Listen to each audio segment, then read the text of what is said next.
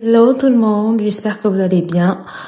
Aujourd'hui, je vous propose une recette de porc frit. Voilà, braisé, vous ferez comme vous voulez, mais l'assaisonnement marche aussi bien pour le porc braisé que pour le porc frit ou alors pour du porc au four.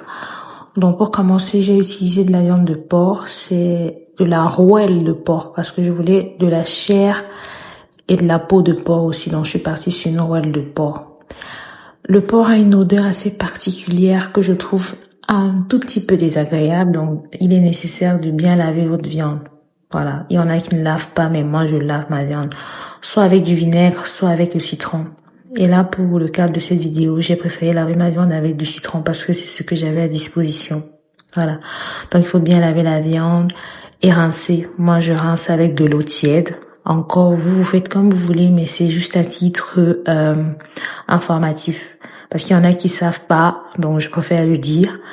Ensuite, j'assaisonne avec des herbes aromatiques de chez moi, notamment des feuilles de messel, des feuilles d'oignon et des épices locales. J'ai mentionné les noms dans la vidéo directement et j'ai rajouté un tout petit peu d'oignon. Je vais mettre au feu et je vais laisser cuire, mais pas trop. L'eau de cuisson que vous voyez là, le jus de viande que vous voyez, c'est le jus de cuisson en fait, parce que je n'ai pas rajouté d'eau dans le cadre de cette préparation-ci parce que le porc contient déjà beaucoup d'eau. Et vu que la recette finale c'est de faire frire le porc, je ne vais pas utiliser cette eau de cuisson dans le cadre de la préparation, mais je vais la mettre de côté car elle va me servir certainement pour une autre recette. Rien ne se perd, tout se transforme en fait. Donc comme je vous disais, j'ai mis ça dans un sachet et au congélateur. Maintenant pour le goût et pour la couleur, je rajoute du paprika. Voilà. Moi, j'ai du mal à utiliser la tomate concentrée en cuisine. Je ne supporte pas le goût, je ne supporte pas l'odeur et je suis plutôt paprika. Voilà. Et je trouve que ça fonctionne tout aussi bien.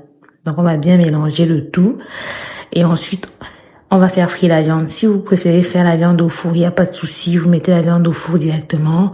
Si vous voulez braiser, vous braisez directement. Et alors, si vous voulez braiser, vous n'êtes pas obligé de pré-cuire la viande. Donc là, pour le coup, moi, j'ai pré-cuit ma viande. Maintenant, lors de la friture, il faut faire frire à feu doux pour éviter que la viande ne sèche complètement. Sinon, ça va être difficile à manger. Au vraiment début, je vous propose une viande bien tendre, en fait, parce que ça se coupe facilement à la main. Et c'est l'objectif. Le but est de manger sans se torturer, en fait. Donc, il faut manger avec plaisir. Donc, moi, j'ai rajouté une petite sauce. Donc, la fameuse sauce verte du Cameroun.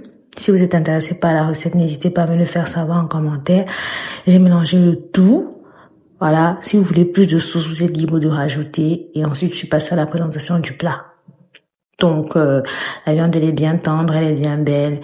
Et puis, likez, abonnez-vous, partagez. Et merci à toute ma communauté qui vient du TikTok. Bye bye, bisous.